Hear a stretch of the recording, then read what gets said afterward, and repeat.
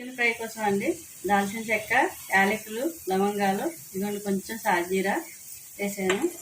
ఇంకో పచ్చిమిరపకాయ ముక్కలు వేస్తున్నాను. చికెన్ ఫ్రై కదండి, పచ్చిమిరపకాయ ముక్కలు బాగానే ఉండాలి.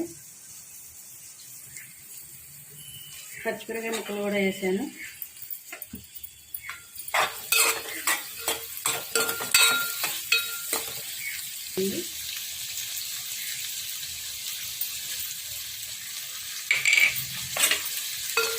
ఉల్లిపాయలు బాగా దోరగా వేగిన తర్వాత సాల్ట్ కొంచెం పసుపు వేస్తానండి. పసుపు వేస్తాను. కొంచెం దోరగా మగ్గే వరకు వేగించుకోవాలి.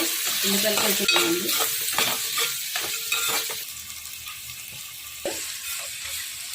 ఫ్రై కోసం కదా ఉల్లిపాయలు కూడా బాగా వేయవలసి చికెన్తో పొలంగా వేయాలి కదా, అందుకని కొంచెం వేగిన తర్వాత పెట్టినేస్తున్నాను.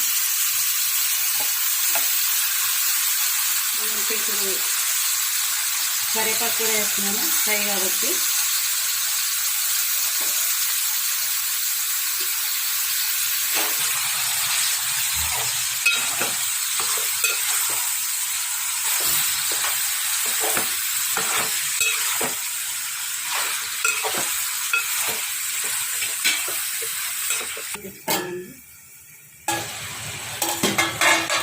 చికెన్ ఒకసారి కలుపుతానండి. బాగా మగ్గిన తర్వాత ఇంకా టమాటా ముక్కలు కూడా వేసుకోవాలి.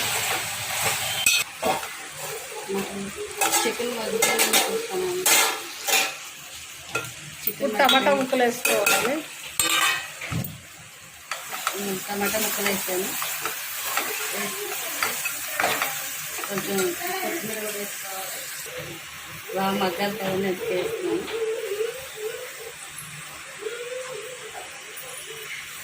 గరం మసాలా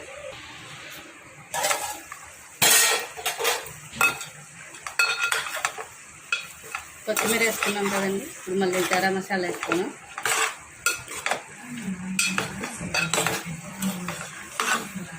గరం మసాలా 2 స్పూన్లు వేస్తున్నాను. కారం వేస్తాను.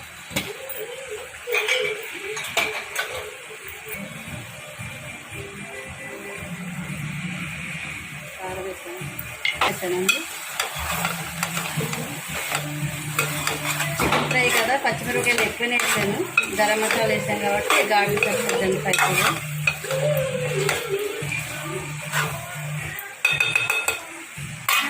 ఒక 10 నిమిషాలు సిమ్లో పెట్టి చికెన్ ఫ్రై రెడీ అయిపోయిందండి. లాస్ట్లో కొంచెం కొత్తిమీర చల్లుతున్నాను. వేడి చికెన్ ఫ్రై కొంచెం గ్రేవీలా ఉండాలి కదండి.